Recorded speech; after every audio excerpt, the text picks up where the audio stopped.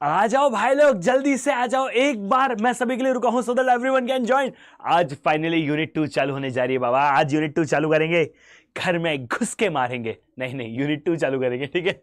आ जाओ आ जाओ आ जाओ, एक बार सभी के लिए रुका हूं मैं so that everyone can join guys, everyone can join. वैसे यार आज का दिन अच्छा है क्योंकि आज हम लोग जो है वो 45 डेज चैलेंज को रिलॉन्च करने जा रहे हैं। मजा आ जाएगा, है ना। बहुत सारे चलो तो सर 45 डेज चैलेंज कब आएगा, 45 डेज चैलेंज कब आएगा, 45 डेज चैलेंज कब आएगा। आज शाम को 8 बजे फाइनली 45 डेज चैलेंज को हम लॉन्च करने जा रहे हैं। मजा आएगा। आ जाओ गाइस, आ जाओ आ जाओ एक बार जल्दी से आ जाओ। हेलो हेलो हेलो हेलो भाई लोग, आ जाओ आ जाओ आ जाओ आ जाओ आ जाओ। मौजा ही मौजा, मुझे चाहिए नया चश्मा ही चश्मा।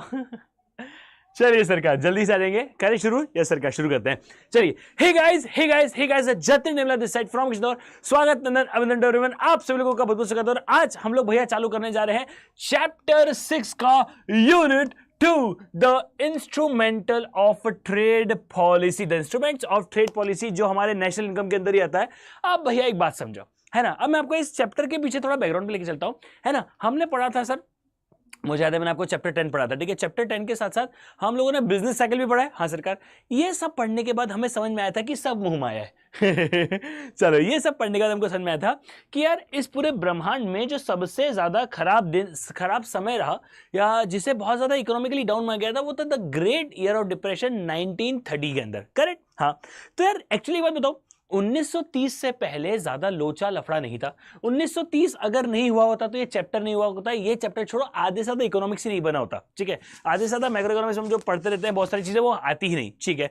तो अब यहां पर हम लोग पढ़ते हैं the history of modern macro economics was revolution in 1936। ये देखो 1936 में। अब 1936 में ही क्यों आई? पहले पढ़ते किसने दी सर? ये देने वाले व्यक्ति का नाम है जॉन माइनर्ड कीनीज। और इसके बारे में हम लोग, भाई साहब के बारे में हम लोग आगे जाके एक और चैप्टर में डिस्कस करेंगे, विच इज चैप्टर नंबर 8।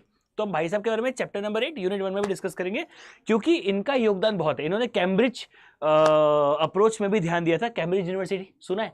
नाम तो सुना ही होगा बाबा, नाम तो सुना होगा। तो भाई साहब जो है वहां के थे, तो जॉन माइनर्ड कीनीज साहब जो है वहां के हैं। उन्होंने एक किताब लिखी है general theory of employment interest and money. क्या है? General theory of employment interest and money. ये इस टाइटल की किताब हमारे जॉन माइनर्ड साहब ने लिखी थी। कब लिखी थी? Great year, the great depression Keynes introduce many of the building blocks of modern economics. यानी अगर अगर अगर अगर अगर अगर आप समझोगे, ठीक है, अगर ध्यान समझना, ठीक है, अगर 1930 का ग्रेट ईयर ऑफ डिप्रेशन नहीं आया होता तो कहानी नहीं होती। सर ऐसा क्या हो गया था 1930 के ग्रेट ईयर ऑफ डिप्रेशन में? मतलब इतना क्या हो गया कि सब लोग उसके बाद अड़ गए? यार वो ना पूरे इतिहास में पहली बार ऐसा हुआ था कि हमें पता पड़ा था कि यार इकोनॉमी की तो लगी बड़ी है, इकोनॉमीज इतनी नीचे भी जा सकती है।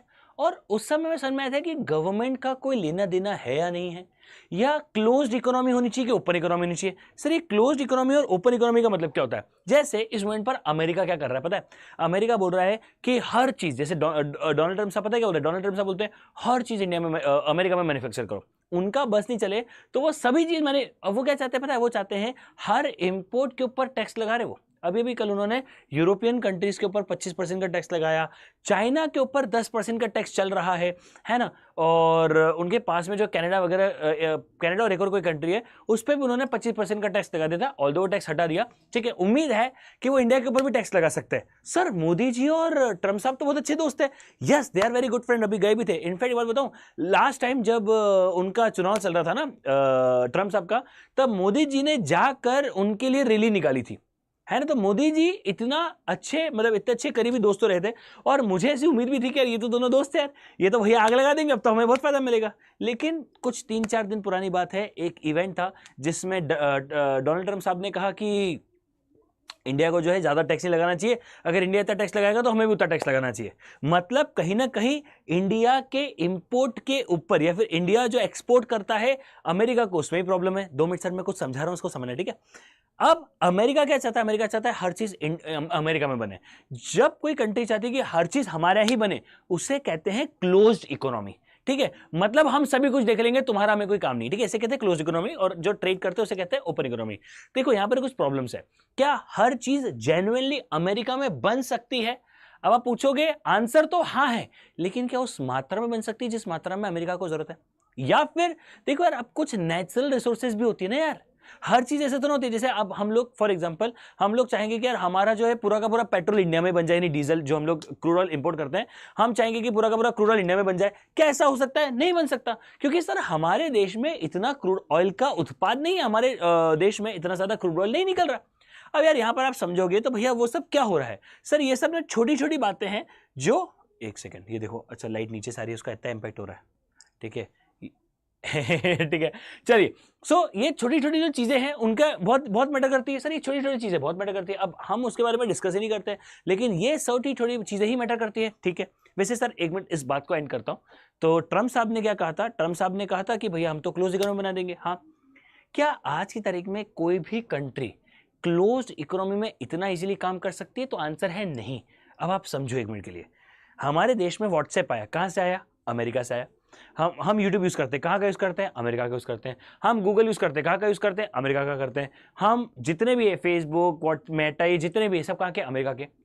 अगर हम भी आके बंद कर दे तो मजा ही मजा, ठीक है सर। मैं जनरली पता है, मुझे लगता है कभी कभी कि अगर ट्रम्प साहब हमें बोलते हैं कि मैं आपके इंपोर्ट के ऊपर टैक्स लगाने वाला हूं, हमें बोलना चाहिए ठीक है जाओ लगा दो, हम आज से आपके सारे ऐप बंद कर रहे हैं। पर प्रॉब्लम यह है कि हमारे पास अल्टरनेट रेडी नहीं है। ऑल दो क्रोम का अच्छा खासा अल्टरनेट हमारे पास अभी जियो सफायर है, लेकिन जियो सफायर पे भी तो हम गूगल यूज कर रहे हैं ना यार। जियो सफायर जैसे क्रोम मोज़रेला ये सब होते हैं ना, वैसे जियो सफायर एक अच्छा अल्टरनेटिव बन के आ रहा है। तो आज की तारीख में अमेरिका की इतनी औकात है कि वो सबको चमका पाता है, हमारी इतनी औकात नहीं है कि हम सबको चमका दे। समझ में आया क्या? हाँ, ये है हमारे लिए एक बहुत ही बड़ी प्रॉब्लमेटिक पोजीशन, ठीक है। ये है हमारे लिए बहुत ही बड़ी प्रॉब्लमेटिक पोजीशन। अब क्या हम ऐसे चमका सकते? नहीं। तो सर एक बात बताओ, इस सब में ये गवर्नमेंट और ये सब कहां से बीच में आ गए? से ये सब डिसीजंस कौन लेता है? ये सब डिसीजन लेती है गवर्नमेंट। और उस समय जब रिसेशन आया था तो सारे के सारे इकोनॉमिस्ट का ये कहना था कि यार कहीं ना कहीं गवर्नमेंट का इंटरवेंशन हेल्प करता। अब आपने 3 तरह की इकोनॉमी पढ़ी है, प्राइवेट मतलब कैपिटलिस्ट इकोनॉमी, सोशलिस्ट इकोनॉमी, वो मार्केट इकोनॉमी, ठीक है, मिक्स इकोनॉमी। मिक्स इकोनॉमी में सरकार का इन्वॉल्वमेंट है, हाँ। सोशल इकोनॉमी में तो पूरी गवर्नमेंट ही है, हाँ। कैपिटलिस्ट इकोनॉमी में क्या होता है? गवर्नमेंट का ज्यादा इन्वॉल्वमेंट नहीं होता है। तो ऐसे केस में प्रॉब्लम्स बहुत सारी आती है, ठीक है। तो आप पढ़ते हैं भाई साहब ने क्या कहा था, थोड़ा भाई साहब की पहले बातें पढ़ते हैं फिर आगे बढ़ेंगे, ठीक है। हाँ, इन्होंने क्या कहा था? The relationship of consumption to income and the multiplier which explain how shocks to aggregate demand can be amplified lead to larger shift in output। Sir क्या भैया कंजम्पशन और ये सब चीजें मैटर करती है आपके आउटपुट को लेकर? हाँ भैया, क्या consumption to income multiplier which explain how shocks to aggregate demand can be amplified and lead to larger shift in output। तो भैया कंजम्पशन और ये सब चीजें मैटर करती है, हाँ। लिक्विडिटी प्रेफरेंस, कितना पैसा किसको अपने पास रखना है। The term Keynes give in the demand for money which explain how monetary policy can affect interest rate and aggregate demand. अब सर ये बात समझाओ यार, अगर मान लो, समझना बहुत सिंपल तरीके से समझाता हूं, इन्होंने पूरा ज्ञान बॉन्ड्स के नाम पे दिया है। अब बॉन्ड्स इतने रिलेवेंट नहीं है, लेकिन आपको कंसेप्ट समझ में आएगा। अगर आपके पास 1 लाख रुपए पड़े, अब आपके पास 2 ऑप्शन है, या तो 1 लाख रुपए को आप 10% के ब्याज में लगा दो या अपने पास रख लो। आप क्या बोलोगे? मैं एक काम करता हूं, 1 लाख रुपए को लगा देता हूं भाई, 10% का ब्याज मिलेगा, साल का 10,000 रुपए, मौजा ही मौजा, है ना। हाँ, ये है ऑप्शन नंबर 1। तो आपने क्या सिलेक्ट किया? आपने बोला नहीं नहीं मैं तो पैसा इन्वेस्ट करूंगा। या फिर अगर ऐसा हो गया कि आपके पास ऑप्शन आया कि यार या तो 1 लाख रुपए को इन्वेस्ट कर दो 1% रुपए के इन्वेस्टमेंट पे, या फिर अपने पास रख लो। आप बोलोगे क्या ही फर्क पड़ता है, साला साल का 1,000 रुपए मिलेगा, नहीं इन्वेस्ट करना भाई, मैं मेरे पास रख लेता हूं। ये था लिक्विडिटी प्रेफरेंस। इंसान को अपने पास पैसा रखने की इच्छा है या नहीं है, ये इंसान के ऊपर डिपेंड नहीं करता, ये परिस्थितियों के ऊपर डिपेंड करता।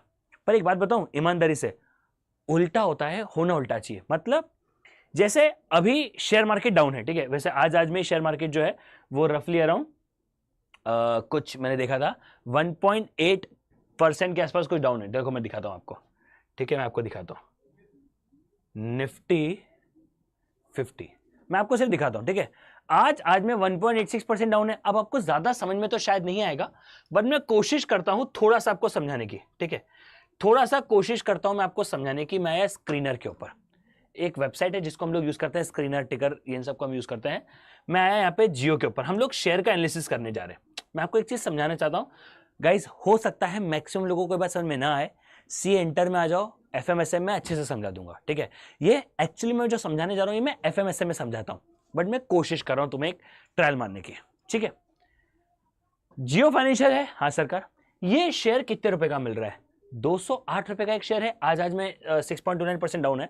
ये शेयर 208 रुपए का एक शेयर मिल रहा है आज, अगर आप खरीदने जाओगे तो। ठीक है, अब इस शेयर की बुक वैल्यू कितनी है? बुक वैल्यू मतलब आप ये मान लो कि कंपनी के हिसाब से उसके पास कितने रुपए की असेट्स पड़ी है, ऐसा मान लो। ये सच नहीं है, पर मैं आपको सिर्फ समझा रहा हूं। तो कंपनी के हिसाब से ये शेयर की कीमत होनी चाहिए 216 रुपए। हमेशा एक शेयर बुक वैल्यू से ज्यादा पे ट्रेड करता है। यानी बुक वैल्यू से, अगर मान लो बुक वैल्यू मतलब ये मान लो कि 216 रुपए कंपनी को लगता है कि इससे नीचे तो ये शेयर की कीमत है ही नहीं, है ना। कंपनी को लगता है, प्रीमियम व्रीमियम सब छोड़ो, कंपनी को लगता है 216, मतलब आप ये मान लो कंपनी के पास इतने रुपए के असेट्स पड़े। ठीक है, 216 रुपए के कंपनी के पास असेट्स पड़े, 208 रुपए में तो शेयर बिक रहा है, मतलब सस्ता हुआ कि महंगा हुआ? अरे सर बहुत सस्ता है। अब आप ये समझो, ये शेयर का मैक्सिमम वैल्यू है 395, यानी ऑलमोस्ट हाई से आधे रेट में मिल रहा है। उसके साथ ही साथ कंपनी की मार्केट वैल्यू कितनी है? 1,37,000 करोड़ रुपीस। हाँ सरकार, 1,31,000 करोड़ रुपीस। हाँ, और इस कंपनी के पास इससे ज्यादा के तो इन्वेस्टमेंट ऑप्शन में बुक वैल्यू कैसे निकलती है? कंपनी के पास 1,44,000 करोड़ के तो इन्वेस्टमेंट है और कंपनी की कीमत है 1,31,000 करोड़ है। इसका मतलब मैं आज 1,31,000 करोड़ लेके जाके जियो को खरीद सकता हूं और मेरे पास 1,44,000 करोड़ की वैल्यू हो जाएगी। ठीक है, और हमेशा जो स्टॉक्स है वो उससे बहुत ज्यादा पे ट्रेड करते हैं, बहुत ज्यादा पे, यानी 2, 3, 4 गुना तो नॉर्मल बात है। ठीक है, हाँ समझ में आया थोड़ा सा? हाँ, इसका मतलब पता है क्या हुआ? इसका मतलब ये शेयर अभी अंडर वैल्यू चल रहा है। हाँ, अब जब ये सब बड़ी बड़ी कहानियां लिखी जा रही थी फाइनेंशियल रिलेटेड, तब उन्होंने क्या लिखा? उन्होंने कहा कि अगर लोगों को ज्यादा पैसा कमाने का मौका मिलेगा तो लोग इन्वेस्ट करेंगे, और लोगों को कम पैसा कमाने का मौका मिलेगा तो लोग पैसा इन्वेस्ट नहीं करेंगे। करेक्ट? हाँ, असलियत में उल्टा होता है। आज ये शेयर जो अपने मार्केट वैल्यू से, कम बुक वैल्यू से कंपेयर ट्रेड कर रहा है, भाड़ में जाए इसके पास धंधा है कि नहीं है भाई। उससे ज्यादा की तो उसके पास असेट्स पड़ी है, उससे ज्यादा की असेट्स है ना। इस कंपनी के पास 6.1% के रिलायंस के शेयर हैं। ऐसा कर करके रिलायंस बढ़ जाएगा तो और असेट बढ़ जाएगी, मतलब इसके पास उतने ज्यादा की तो असेट्स पड़ी हुई है। हाँ सर बिल्कुल सही बोल रहे हो आप, असेट्स ही बहुत ज्यादा की पड़ी हुई है। जिस कंपनी के पास इतने रुपए की असेट्स पड़ी है, इतनी चीजें हैं, आप एक बार इमेजिन करो, सिर्फ एक बार इमेजिन करो, ऐसी कंपनी का भी शेयर इनलिस्टेड है, मतलब लोगों को ये शेयर खरीदना चाहिए। हाँ, एक और चीज बताता हूं आपको, पता है इस मोमेंट पर निफ्टी 50 यानी देश के सबसे बड़े 50 स्टॉक का जो वैल्यूएशन है वो ऑलमोस्ट पिछले 5 साल से नीचे गिर गया है। शायद अब ये बहुत जल्दी और ज्यादा नीचे गिर जाएगा, मतलब अंडर वैल्यूड हो चुके हैं स्टॉक्स। लार्ज कैप की बात कर रहा हूं, इतना समझ में नहीं आएगा बट मैं ऐसे बता समझ लो, एक सेक्शन ऑफ स्टॉक्स है जो अंडर वैल्यूड हो गए। उसके बावजूद भी लोग खरीद नहीं रहे, उसके बावजूद भी आज में शेयर मार्केट इतना डाउन गया, क्योंकि असलियत में क्या होना चाहिए? असलियत में होना चाहिए कि जब मार्केट डाउन जाए तब लोगों को बाय करना चाहिए, जब मार्केट अप जाए तब लोगों को बेचना चाहिए। असलियत में उल्टा होता है।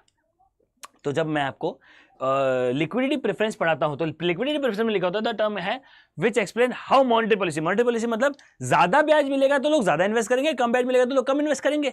ये मॉनेटरी पॉलिसी है, लेकिन बहुत बार चीजें एक्चुअली में ऐसे रिएक्ट नहीं करती है।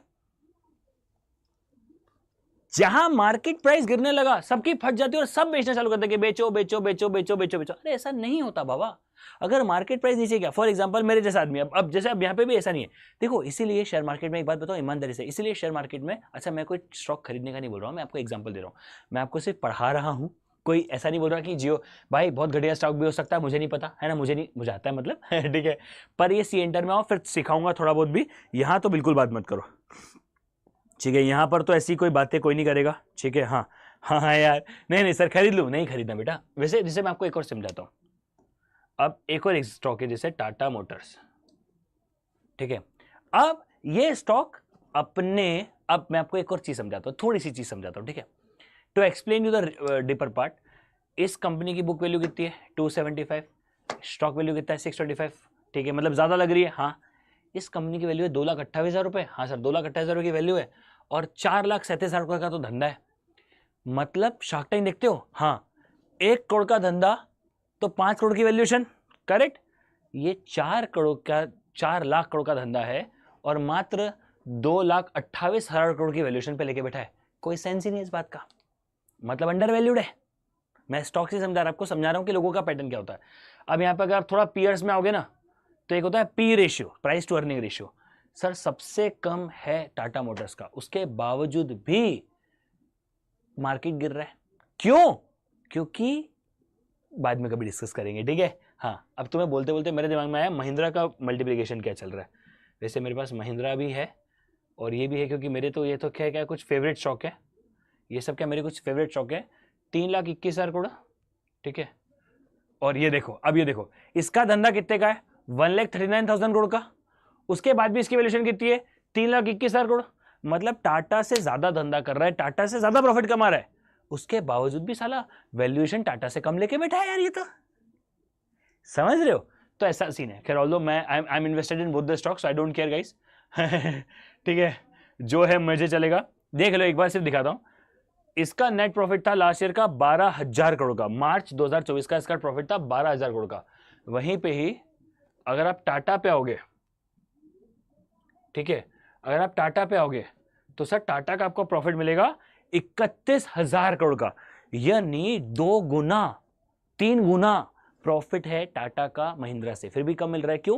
क्योंकि ये जो थ्योरीज है ना, जॉन मैनी साहब ने बोल तो दिया कि यार नहीं नहीं नहीं नहीं, लोगों को लोग सेंटिमेंट्स में बाय करते हैं। अब ऐसे तो कभी कभी डिस्कस करेंगे तो खैर बहुत ज्यादा लंबा हो जाएगा सेशन और खत्म ही नहीं होगा टॉपिक। न जाने से कितनी कंपनियां मैं आपको दिखा सकता हूं, न जाने से कितनी कंपनियां दिखा सकता हूं। मगर इंपॉर्टेंट बात पता है क्या? इंपॉर्टेंट बात यह है, ये सब समझ में आना चाहिए।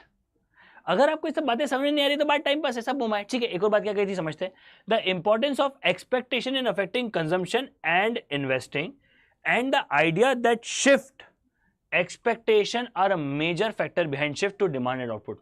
तो भैया क्या लोगों का कंजम्पशन और इन्वेस्टिंग को लेकर बहुत सारी चीजें इंपैक्ट करती है? हाँ, बहुत सारी चीजें होती है, ठीक है। वो मैं आपको धीरे धीरे आगे जाके पढ़ाते जाऊंगा, ठीक है। अब किनिस साहब ने सारी बातों को कहने के बाद कहा कि यार देखो, there are 3 sector model, there are 3 models, ठीक है। कितने मॉडल होते हैं? 3 मॉडल होते हैं। एक होता है 2 सेक्टर मॉडल, एक होता है 3 सेक्टर मॉडल, एक होता है 4 सेक्टर मॉडल। क्या क्या? 2 sector model, 3 sector model and 4 sector model. 2 sector model मतलब सिर्फ और सिर्फ हाउस होल्ड है और बिजनेस है। मैं हूं और आप हो, मैं बिजनेस कर रहा हूं, आप मेरे कस्टमर हो, सिर्फ हम 2 ही लोग हैं, तीसरा कोई है नहीं। अरे वाह, सुनो, आपने मुझे 1 करोड़ रुपए दिए, मेरे अकाउंट में आ गए, सरकार है ही नहीं। मैंने आपके यहाँ पे 3-4 लोगों को मान लो जॉब दे दी, मैं उनको पैसा दे रहा हूं, मान लो 25-25 लाख रुपए, वो सीधा सीधा लेके जा रहे हैं, क्योंकि मेरे और भी तो बच्चे होंगे ना बेटा, तभी तो प्रॉफिट भी आएगा ना। तो अब मैं वहां पे मैं पैसा दे रहा हूं, आपके पास आ रहा है, कोई गवर्नमेंट नहीं है। अच्छा, गवर्नमेंट टैक्सेस लेती है तो सब्सिडीज देती भी है। अगर गवर्नमेंट जो है वो अगर हाउस होल्ड से पैसा लेती है तो रोड भी बना के देती है, इसीलिए सिर्फ 2 सेक्टर में काम होगा नहीं। फिर तीसरा सेक्टर आया house hold, house hold, businesses and government sector. क्या यहां पे गवर्नमेंट भी आ गई? हाँ। तो 2 सेक्टर में कौन था? 2 सेक्टर में था हाउस होल्ड एंड बिजनेसेस। हाँ सर, 2 सेक्टर में था house hold and businesses. 3 sector में आया house hold, business and government sector. 4 sector में क्या आ गया? House hold, business, government and foreign sectors. क्या कोई भी कंट्री सब कुछ खुद से कर सकती है क्या? सर कोई भी कंट्री ना सब कुछ खुद से नहीं कर सकती। सर सब कुछ खुद से नहीं कर सकती मतलब से आपको कहीं ना कहीं तो एक्सपो इंपोर्ट पे डिपेंडेंट होना पड़ता है। जैसे let's take example of China. मैं आपको एक चीज दिखाता हूं, ठीक है। वैसे अपन ने पढ़ा हुआ है बट स्टिल देखो, which country produce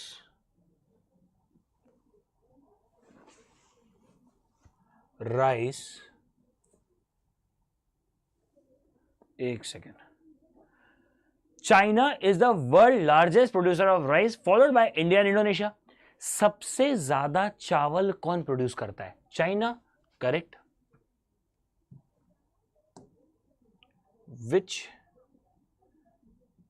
country import rice from India? China 1.5 billion dollar का 5.8% ऑफ टोटल राइस इंपोर्ट, ठीक है। चाइना यूएस से चाइना करता है इतना, Saudi Arabia 1.4, United state 1.3, Iran 881। मतलब भैया क्या चाइना सबसे ज्यादा चावल उगाता है, हाँ, उसके बाद भी हमारे लिए सबसे बड़ा चावल का इंपोर्टर कौन है? चाइना। अरे सर ऐसा क्यों? क्योंकि मैंने कहा ना, कोई भी कंट्री खुद से सेल्फ सफिशिएंट नहीं हो सकती। चाइना की कंट्री है, खुद की कंट्री, वो नीचे वाली यार, नहीं नहीं नहीं, मैं नाम बोल रहा हूं उसका, तालिबान, नहीं नहीं तालिबान नहीं चाइना की खुद की कोई कंट्री है, चलो मेरे को नाम याद नहीं आ रहा है। तो चाइना की खुद ही की कंट्री है, मतलब खुद की कंट्री नहीं है, मतलब चाइना की खुद ही की एक जगह है, मान लो उसका खुद के साथ भी झगड़ा चल रहा है, और मतलब खैर एनीवेज इतना डीप में नहीं जाते पहले अपन, मगर समझने की बात क्या है? समझने की बात यह है कि सर क्या कोई भी कंट्री खुद से सारा काम कर सकती है क्या? नहीं। अच्छा देखो, 2 सेक्टर में तो बहुत सारी प्रॉब्लम्स है, क्योंकि सिर्फ हाउस होल्ड और बिजनेसमैन है तो बहुत सारी प्रॉब्लम है। 3 सेक्टर में आएंगे तो household, business and government आ रहे क्या? हाँ सरकार, फिर भी चलो ठीक है हम एडजस्ट कर लेंगे। 4 सेक्टर में तो भैया house hold, business, government and foreign भी आ गया। अब आप कोई जाके समझाओ हमारे चाचा को, क्या नाम है चाचा को, क्या नाम है रे, डोनाल्ड ट्रम्प साहब को ठीक है, तो डोनाल्ड ट्रम्प साहब को अगर कोई जाके समझाए तो उनको पता पड़ेगा कि डोनाल्ड ट्रम्प साहब क्या चाहते हैं। अरे नहीं, मैं तो अकेले सब कुछ कर लूंगा, मैं सारी कंट्रीज को बैन कर दूंगा। पता है ये बहुत प्रॉब्लमेटिक बात है। अब कोई बच्चा सोचेगा सर एक बात बताओ, हमें इतना दर्द क्यों हो रहा है, हमें इतना फर्क क्यों पड़ रहा है, हम इतना ज्यादा पैनिक क्यों कर रहे हैं ओवरऑल इन सब पोजीशन में, हमें क्या लेना देना है, हमें टेंशन क्यों हो रहा है? पता है हमें इसलिए टेंशन हो रहा है क्योंकि हम बहुत सारी कंट्री से इंपोर्ट करते हैं। वैसे एक बात बताऊं, चाइना के साथ हमारा इंपोर्ट 15-20% बढ़ा हुआ है, यानी हम चाइना से 15-20% ज्यादा इंपोर्ट करते हैं और चाइना हमसे 15-20% कम इंपोर्ट कर रहा है। मतलब ईयर ऑन ईयर अगर कंपेयर किया जाए तो जो जनवरी 2024 का डेटा था उससे ज्यादा हम इंपोर्ट कर रहे हैं और कम एक्सपोर्ट कर रहे हैं। तो चाइना बैन करो, ये सब फेक है ना, ये सब असलियत नहीं है। कमिंग टू द पॉइंट, हम मैक्सिमम कंट्रीज से ज्यादा माल इंपोर्ट करते हैं, लेकिन यूएसए के साथ हमारा है जिसके साथ हम ट्रेड सरप्लस में बैठे। ट्रेड सरप्लस मतलब क्या होता है? हम उन्हें ज्यादा माल एक्सपोर्ट करते हैं और वो हम उनसे कम माल इंपोर्ट करते हैं, क्योंकि हमारी सर्विसेज की बहुत इज्जत है यूएसए के अंदर। ठीक है, अब यूएसए भी क्या कर रहा है, बहुत समझदार है वो, ऑल दो इंडिया को चमका जरूर रहा है, लेकिन देखो कोई भरोसा नहीं है उनका, कल को बंद भी कर दे तो मुझे नहीं पता। ठीक है, हाँ तुम बाद में बोलोगे अरे सर आपको कैसे पता, मतलब आप ऐसा क्यों बोल रहे हो? अरे नहीं नहीं नहीं, मैं नहीं बोल रहा कि यूएसए बंद कर देगा, लेकिन भरोसा नहीं है मुझे। ठीक है, मुझे कोई भरोसा नहीं है भाई के ऊपर। ठीक है, मैं आपको बहुत ऑनेस्टली बता रहा हूं। क्यों सर? क्योंकि ना उस आदमी को करना है अमेरिका वन फर्स्ट, वो बोलते हैं हम अमेरिका फर्स्ट है। हाँ सरकार, अमेरिका फर्स्ट मतलब हम जो भी चीजें यूज करेंगे वो मेड इन अमेरिका यूज करेंगे। इस पूरी प्रोसेस में एक प्रॉब्लम है सर, आप अमेरिका फर्स्ट पॉलिसी अप्लाई कर लो, सर आप सब कुछ कर लो, मैं हर चीज से अलाइंड हूं। ठीक है, आप सब कुछ कर लो, मैं हर चीज से अलाइंड हूं। एक प्रॉब्लम है इस पूरी प्रोसेस में, पता है क्या? आप कितना ही कर लो, आज की तारीख में शायद ही ऐसी कोई कंट्री होगी जो सब कुछ खुद से कर पाएगी। ठीक है, फॉर एग्जाम्पल को बचा लेगा, सर दुबई को देखो, दुबई सब कुछ खुद से कर रही है। बेटा दुबई सब कुछ खुद से कर पा रही है, लेकिन उसे टूरिस्ट की तो जरूरत है। अरे यार सब कुछ खुद से मतलब बिल्डिंग बना ली तो फिर क्या करोगे इस बिल्डिंग का? सिंगापुर है ना, ये छोटी छोटी कंट्रीज है। और see now they want us Indians as a tourist, as a visitor. समझ में आया क्या? ये सब इंपॉर्टेंट बात है यार, ये सब समझने वाली बात है यार बाबा। ठीक है, चलो, circular flow in simple 2 sector model. देखो 2 सेक्टर मॉडल में सर्कुलर फ्लो क्या होता है, इसको पढ़ने से अच्छा है मैं आपको दिखा के समझाऊं, है ना। हाँ यार, पढ़ा के कौन समझाएगा ये वाली बात को। ठीक है, अच्छा कितने लोग हैं सर? 2 ही लोग हैं, एक है हाउस होल्ड, एक है फर्म। करेक्ट। अब यहां पर एक बात समझने की कोशिश करो। ठीक है, यहां पर एक बात समझने की कोशिश करो। फर्म क्या करती है सर? फर्म जो है वो गुड्स एंड सर्विसेज को प्रोड्यूस करती है। ठीक है, फर्म्स ने गुड्स एंड सर्विस प्रोड्यूस करी, उसके अगेंस्ट में हाउस होल्ड जो है उसे कंज्यूम करते हैं सामान को और पैसा देते हैं कि ये लो, ये 5 रुपए 5 रुपए 5 रुपए। ठीक है, ये होता है पहला रूप। दूसरा रूप अगर आप देखोगे तो सर अब क्या होता है, सुनो, फर्म्स है हाँ, क्योंकि 2 ही लोगों को पूरी इकोनॉमी चलानी है। यहां पर एक भार समझो, आज की तारीख में तो कल को कहीं पर भी अगर इकोनॉमी में डेंट आता है तो सरकार बोलती है हम आ गए, ये ऐसा हो जाता है ना। लेकिन यहां पर तो है नहीं ना सरकार, है ना। अगर मान लो नेगेटिव जा रहा है तो भी सरकार इन लोगों को देखना है, पॉजिटिव जा रहा है तो भी इन लोगों को देखना है। ये बहुत बड़ी खराब पोजीशन है ना। लोगों को लग रहा होगा अरे वाह सरकार ही नहीं, कोई टैक्स ही नहीं होगा। बेटा सरकार एटलीस्ट आज तो नुकसान में, मुझे पता है कि करप्शन है, मुझे पता है कोई भी सरकार आ जाए करप्शन हमेशा रहेगा, मुझे सब पता है, लेकिन ये रोड बनाना ये सब करना भी किसी की रिस्पॉन्सिबिलिटी होनी चाहिए ना, ठीक है। हाँ, अब हाउस होल्ड, अब क्या होगा सर, क्या फर्म्स को लोग चाहिए काम करने के लिए? हाँ सर, फर्म को लोग चाहिए, इसे कहते हैं फैक्टर इनपुट, इसे कहते हैं फैक्टर इनपुट,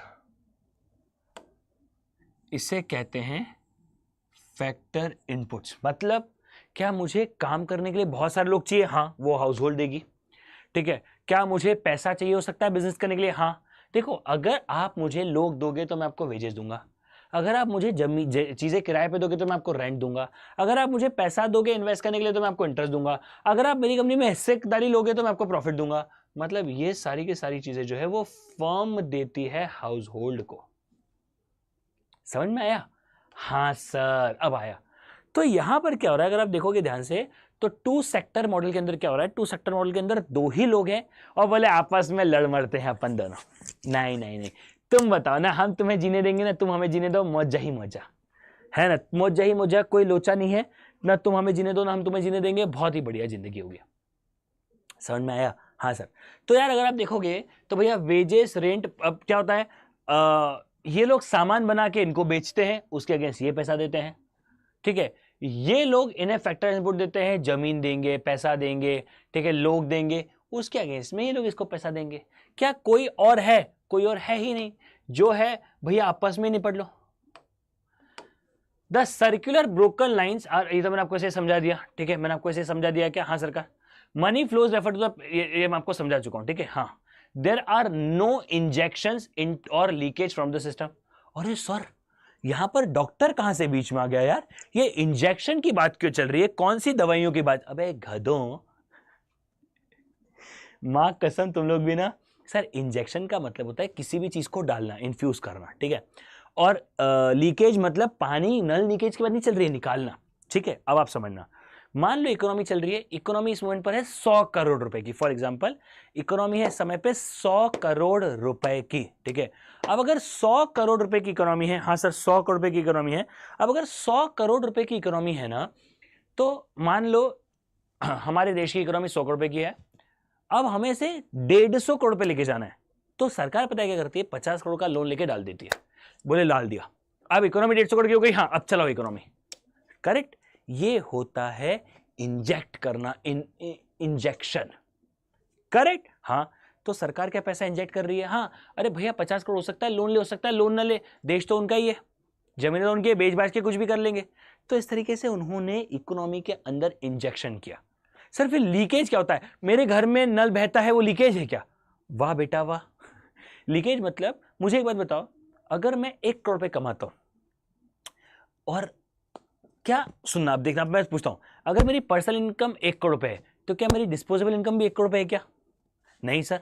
अगर आपकी पर्सनल इनकम 1 करोड़ रुपए, तो आपकी डिस्पोजेबल इनकम 70 लाख रुपए के आसपास रहेगी, करेक्ट। हाँ, अगर आपकी नेशनल इनकम 1 करोड़ रुपए है, तो आपकी डिस्पोजेबल इनकम जो है 70 लाख रुपए के आसपास रहेगी। ये 30 लाख रुपए कहां गए? सर ये 30 लाख रुपए सरकार ले गई, इसे कहते हैं लीकेज, आए और ले गए।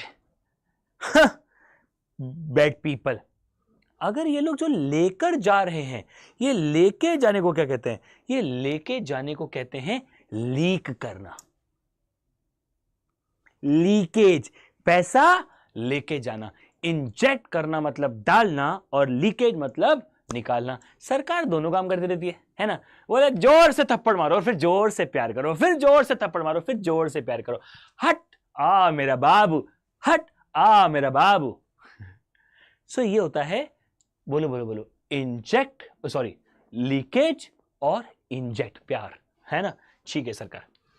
तो यहां पर क्या हो गया? जो पेमेंट हो रही है वही हाउस होल्ड की इनकम है, क्योंकि पेमेंट तो हाउस होल्ड को ही हो रही होगी, वही हाउस होल्ड का एक्सपेंडिचर है, और वही टोटल रिसिप्ट ऑफ फर्म है, वही फर्म रिसिप्ट कर रही है, और यही वैल्यू ऑफ आउटपुट है। भाई कितनी सिंपल दुनिया होगी यार, सोच के देखो।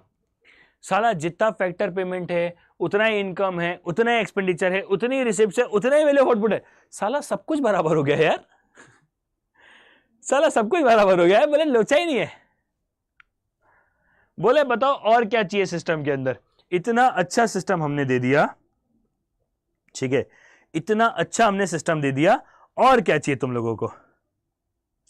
बोले सबसे अच्छा सिस्टम तो यही है। एक second,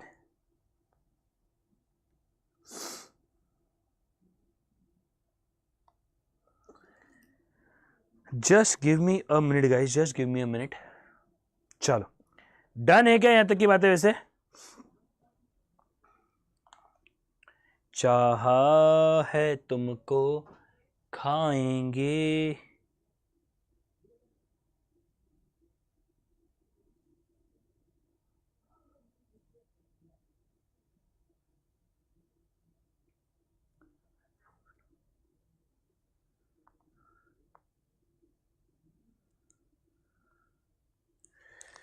just 1 second guys, just 1 second, एक सेकेंड।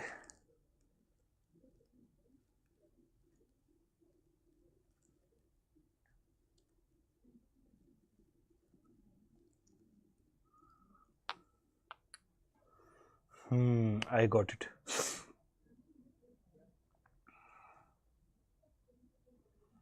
चलो कोई बात नहीं, सब मोमा है, ठीक है। हाँ सरकार, बेसिक कंसेप्ट ऑफ फंक्शन क्या है? देखो भैया, बेसिक कंसेप्ट एंड फंक्शन क्या है? चलो सबसे पहले सबको समझ में आया? हाँ सरकार, जो डिमांड है वही फैक्टर पेमेंट है, वही हाउस होल्ड की इनकम है, वही हमारा वैल्यू ऑफ आउटपुट है, वही सब कुछ है, करेक्ट? हाँ सरकार। अब हम कुछ कंसेप्ट की तरफ शुरू कर रहे हैं जो बहुत इंपॉर्टेंट है, ठीक है। बेसिक कंसेप्ट ऑफ फंक्शंस क्या है? सबसे पहला है aggregate demand function. Sir demand का मतलब क्या होगा? डिमांड मतलब aggregate demand, AD is what economist called total plant expenditure. Total expenditure कितना होगा सर? दो एक्सपेंडिचर हो सकते हैं।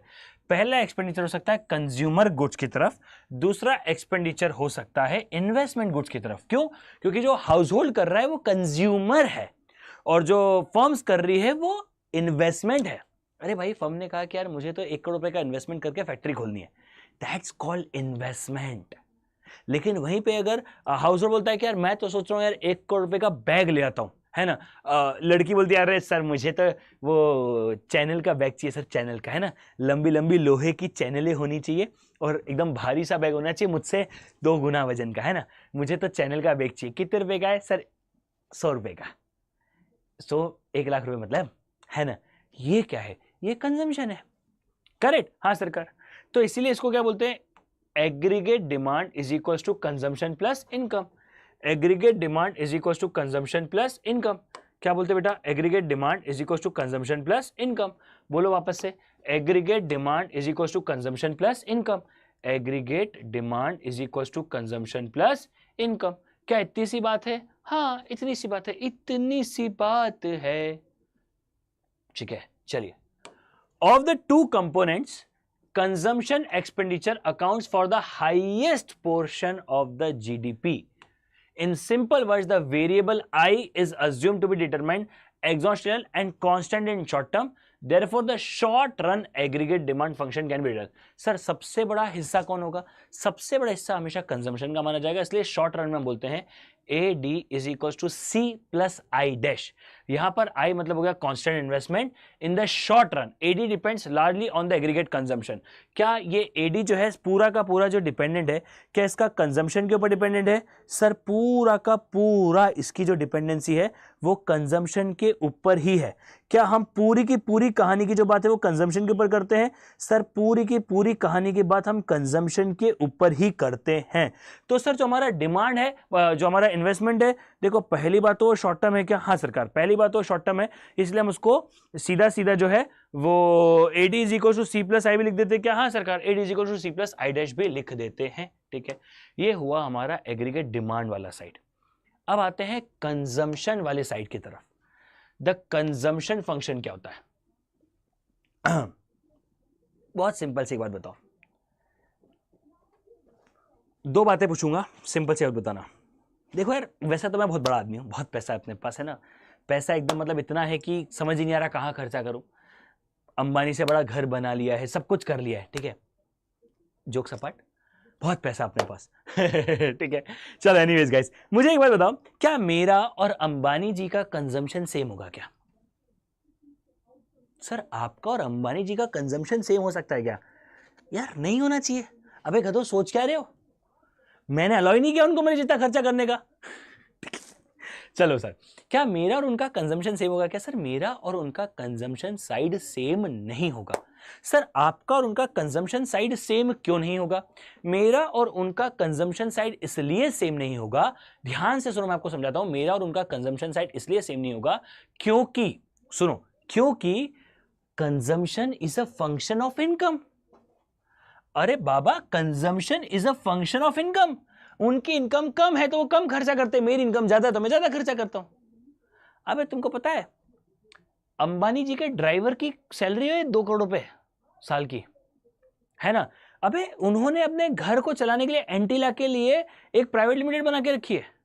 मुझे नहीं लगता कि उनका लाइट का बिल कहीं भी 1 करोड़ से नीचे आता होगा साल का, महीने का, सॉरी।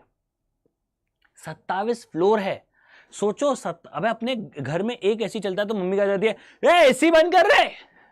उनके घर में तो हमेशा एसी ऑन रहती होगी 27 फ्लोर के अंदर। चलो 27 में 4-5 फ्लोर में नहीं भी रहती होगी, मैं मान लेता हूं, बाकी तो पूरे फ्लोर पे एसी ऑन रहती होगी। हाँ सर, बाकी तो पूरे फ्लोर पे एसी ऑन रहती होगी। तो मुझे एक बात बताओ, क्या उनका और मेरा खर्चा सेम है क्या? मैं जब निकलता हूं तो आगे पीछे 4 लोग निकलते हैं, वो जब निकलते तो आगे पीछे 40 गाड़ियां निकलती है। एक वीडियो बहुत वायरल हुई थी जब वो अपने शायद पोते को लेकर निकले थे वहां से हॉस्पिटल से। 32 गाड़ियां थी, 32, और 32 में से 16 रेंज रोवर थी। हमारे ड्रीम में भी नहीं आती है रेंज रोवर, उनकी हकीकत में है उनके पास। अब सोचो, क्या वो ऐसा बोलते होंगे यार एक काम कर 32 नहीं 28 गाड़ी ले लेते, एवरेज कम हो गया है, पेट्रोल का रेट बढ़ गया है, पहले 98.5 रुपीज लीटर था अब 99 रुपीज लीटर हो गया, ऐसे बात करते होंगे क्या वो लोग? अबे वो ठेले पे जाके पानी पे राशन नहीं खाते होंगे, ठेला ले लेते होंगे कि बोला आओ बेटा हम तुम्हें खाएंगे।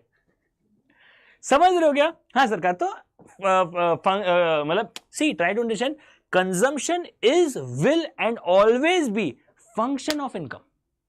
क्या कंजम्पशन फंक्शन मतलब जो वो है, ठीक है, क्या अगर आप समझोगे, ठीक है, एक सेकेंड, क्या जो कंजम्पशन है वो उसी का ही है क्या? हाँ सरकार, यस सरकार। When income is low, consumption expenditure of house will exceed that. चलो मैं इसको काम करता हूं, कल चालू करता हूं, आज चालू नहीं करता हूं, बट ठीक है। पर अब मैं एक छोटी सी हिंट और देना चाहूंगा, फिर कल चालू करूंगा, ठीक है? मैं छोटी सी हिंट और देना चाहूंगा, फिर अपन कल चालू कर पाएंगे, ठीक है? सुनो भाई ध्यान से, सुनो सुनो सुनो सुनो। Consumption is a function of income, हाँ सर, बहुत सिंपल सी बात है, इसमें कोई डाउट नहीं है। सब कुछ क्लियर है? हाँ सर सब कुछ क्लियर है। अब एक बहुत इंपॉर्टेंट बात सुनो, ठीक है? बहुत इंपॉर्टेंट बात सुनो। क्या तुम में से कोई भी आदमी कमाता है? एक आधे को छोड़ दो। हाँ, एक आधे को छोड़ दो। हाँ, तो भैया तुम में से कोई भी नहीं कमाता है? नहीं सर। फिर भी तुम खर्चा करते हो कि नहीं करते हो? सर हम खर्चा नहीं करते सर, हम बिल्कुल। अबे गधों, क्या तुम अभी किसी मोबाइल या लैपटॉप में देख रहे हो? हाँ सर। क्या ये खरीदा होगा? हाँ, पापा मम्मी ने दिलाया ना, तो तुम्हारे ऊपर भी तो कंजम्पशन हुआ ना बाबा। Consumption is a function of income, मगर कुछ खर्चे तो कंपलसरी होते हैं। जिंदा रहने के लिए तेरी कसम, पैसा बहुत जरूरी है सनम, ठीक है? तो भैया जी हम लोगों ने आज ये जरूर पढ़ा कि consumption is a function of income, मगर ये बात भी बहुत बड़ा सच है कि कुछ खर्चे हमारे कांस्टेंट होते हैं, और उन खर्चों के बारे में हम लोग बात करेंगे कल से। तो कल हमें फंक्शन वंक्शन के साथ आगे बढ़ना है, आज के लिए इतना रखेंगे। I think that's all. Thank you so much for to student, bye bye, take care, you guys, मिलते चलो, बाय बाय। एंड थोड़ा अपने दोस्तों के साथ शेयर करो कि भैया लेक्चर्स चल रहे हैं। एंड मैं भी सोच रहा हूँ सारे के सारे सेशन जो है वो मस्त स्मार्ट बोर्ड में लेता हूँ, क्योंकि मुझे लगता है स्मार्ट बोर्ड में थोड़ा ज्यादा मजा आता है, करेक्ट? यस, तो हाँ हाँ हाँ ठीक है। तो मैं भी सोच रहा हूँ कि स्मार्ट बोर्ड पर, तो एक्चुअली क्या होता है जब बैठते हैं तो मतलब एनर्जी बैठ जाती है, और खड़े होते तो एनर्जी, बट मैं बीच में ले भी रहा था, then all this things happen, ठीक है? बट कोई बात नहीं, चलिए आज के लिए इतना रखते हैं। I think that's all. Thank you so much, bye bye, take care, मिलते चलो, बाय बाय। एक बार सब लोग पढ़ लेंगे तभी मजा आएगा। Bye bye.